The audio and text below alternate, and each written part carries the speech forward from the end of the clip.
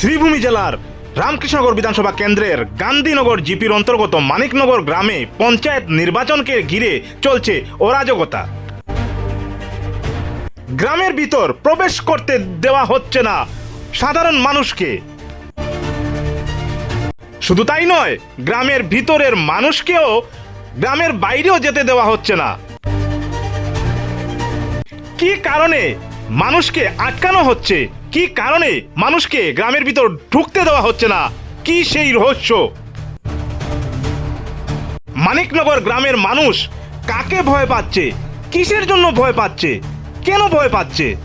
পঞ্চায়েত নির্বাচনকে ঘিরে কেন তাদের ভয়?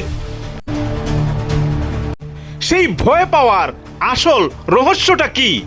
আসুন দেখুন আমাদের এবি নিউজের এক্সক্লুসিভ রিপোর্ট।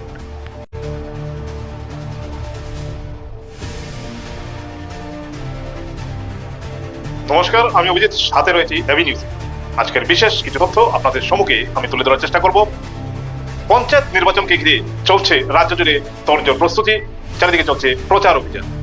কিন্তু আমাদের এবি নিউজের সম্মুখে এমন কিছু অভিযোগ উত্থাপিত হয়েছে, যে অভিযোগ আমরা এবি নিউজের মাধ্যমে সেটা তুলে ধরার চেষ্টা করব।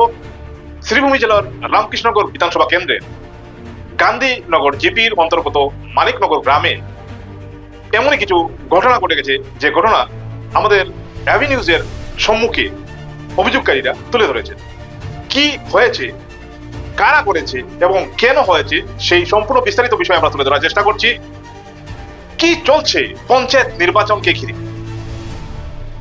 কিভাবে পঞ্চায়েত নির্বাচনকে ঘিরে অরাজকতা চলছে গান্ধীনগর জিপির অন্তর্গত মানিকনগর গ্রামে, কার ইশারায় চলছে সেই সব কাণ্ড কারখানা, কার মদদে সেই অরাজকতা চারিদিকে চলছে। ভুক্তভোগী জনগণরা আমাদের এবি নিউজের মাধ্যমে নির্বাচন কমিশন তথা প্রশাসন তাদের দৃষ্টি আকর্ষণ করেছেন এবং তাদের হস্তক্ষেপ কামনা করেছেন। পঞ্চায়েত নির্বাচনকে ঘিরে যে অরাজকতা চলছে চারিদিকে, সেই অরাজকতাকে থেমে রাখার যে প্রয়াস, সেই প্রয়াস প্রশাসন যেন চালায় এবং ইলেকশন কমিশনার যেন সেই দিকে নজর রাখে, সেই বিষয়ে কাতর আবেদন রেখেছে সেই সব ভুক্তভোগীরা আমাদের এবি নিউজের মাধ্যমে। পঞ্চায়েত নির্বাচনকে ঘিরে চলছে অরাজকতা। কিভাবে একটি গ্রামে একটি রোগীকে হাসপাতালে যেতে বাধা দেওয়া হয়েছে, দেখুন আমাদের এক্সক্লুসিভ সেই রিপোর্ট এবি নিউজের পর্দায়। নমস্কার, সুরজিৎ পাল আমার নাম। আমি গান্ধীনগর জিপি 10 নম্বর ওয়ার্ড মানিকনগর গ্রামের বাসিন্দা।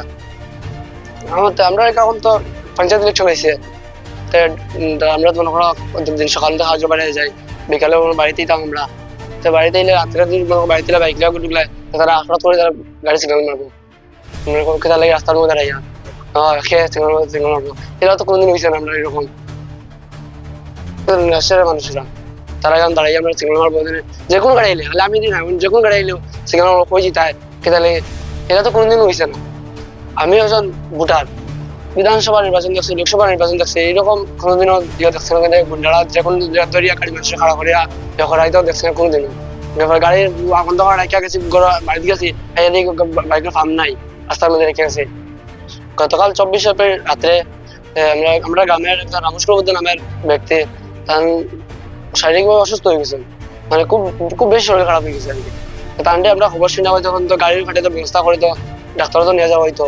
তো যে কোনো গাড়ি বাইরে গাড়ি আমরা আনা হইতো, গাড়িতে ঢুকতেই দেয় না তারা ভিতরে, তার রাস্তা এলে গাড়ি রাখতেই যায়। আমরা কেটা করতাম বল, শেষমেশে আমরা কোনো রাস্তা না পাইয়া কালীবাড়ি পুলিশ আমরা জানাইছি। পরে পুলিশ প্রশাসন আইসি, আওয়ার পরে তারা পুলিশ সহিত নিয়া তারপরে তান্ডে আমরা ডাক্তার উদ্ধার করে ডাক্তার নিয়ে গেছি, ডাক্তার নিয়ে গেছি রামকৃষ্ণ হসপিটালে। তাই যে অসুস্থ হয়েছে, এটার লাগি তখন আমরা তো লেটও গেছে, লেটও সত্যি আরো বেশি অসুস্থ হয়েছে। আমরা এখন তো পরে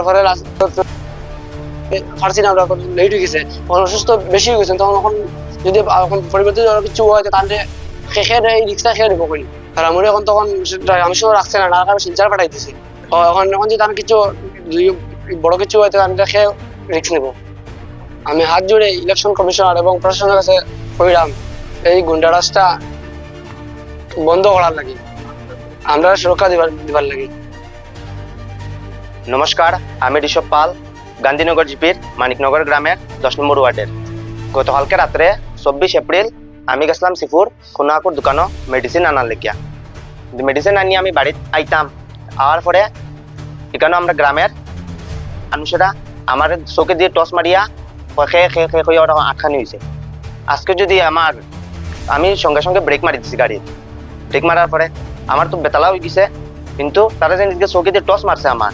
আজকে যদি আমার কিছু হইতো বা স্কুটির গাড়ির যদি কিছু হইতো, এটা দায়ী লইল নাকি? আমি শুক্লবৈদ্যর মানে সিরিয়াস অবস্থা আসলো কালকে। তারপরে তো এরকম গাড়ি উড়ি আটখানি হওয়ার রাস্তা কেউ আইলে এখন অসুস্থ মানুষরে নেওয়া যান না, গ্রামও ঢুকা যান না, নিজের গ্রামও নিজে ঢুকতাম পারতাম না, মানুষের পারমিশন লইতে লাগে। তেন কালকে আমি শুক্লবৈদ্য অসুস্থ আসলা, তানরে হসপিটালে নেওয়ার লাগি যান না তারা আটখানির জন্য। পরে কালীবাড়ির পুলিশ বাড়িতে জানানি হয়েছে, তারা ইয়া উদ্ধার করে নিছে। আর তারা দাঁড়া করানির লেগিয়া মানে রামকৃষ্ণনগর হসপিটাল প্রথমে নেওয়া হয়েছে। এদিকে দেরি হওয়ার কারণে রামকৃষ্ণনগর হসপিটালে রাখছে না, ওখানে এডমিট করছে শিলচর। বর্তমানে তার অবস্থা এখন বহুত সিরিয়াস, ওখানে বেডও আসেন তাই। তান যদি এখন কিছু এটার লিগে দায়ী লইব কে?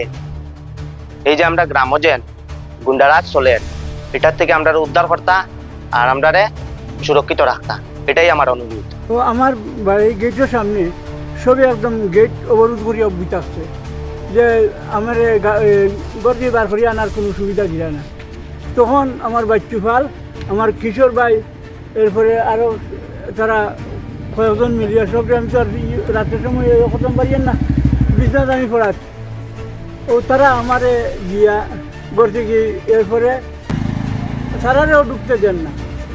হ্যাঁ, এরপরে পুলিশ ফোন করিয়া আনিয়া ও তারা আমার লইয়া আজকে গতি বার করিয়া নিয়ে অ্যাম্বুলেন্সে ও অ্যাম্বুলেন্সও আমি ধরাত আমার ওখান তারা উঠে আছে।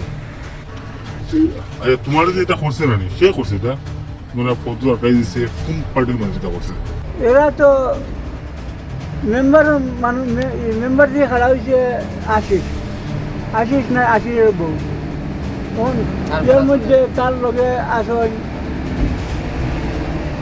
ময়না নমসূদ্র, সুভাষ পাল, রোশন নমসূদ্র, এরপরে আরও অন্যান্য তো আরও আসেন। এটার একটু ইয়ে করা জানি।